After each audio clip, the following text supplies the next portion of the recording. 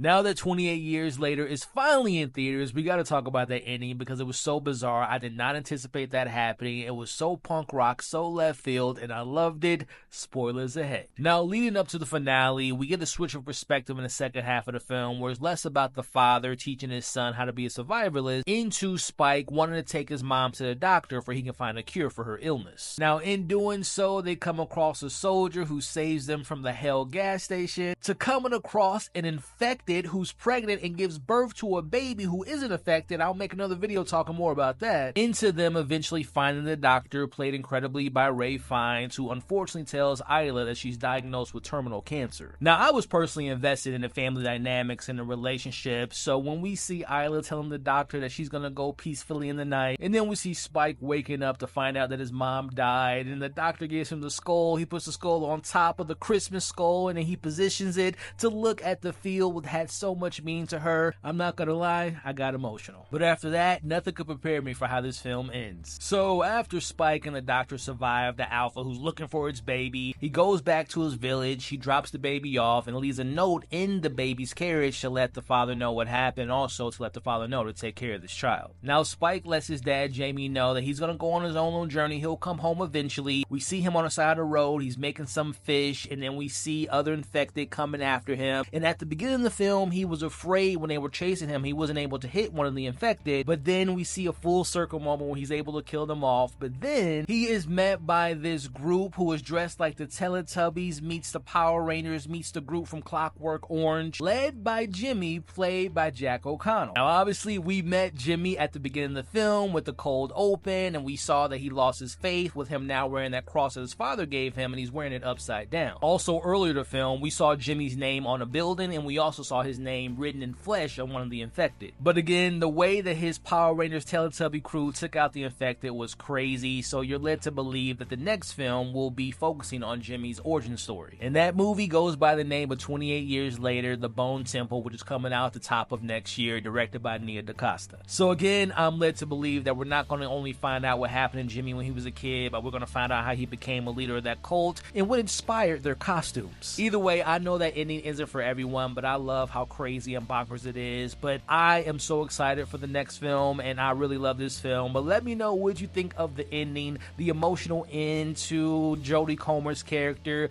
the baby that's infected, the cult crew that we meet at the end. Let me know your thoughts about it in the comments below.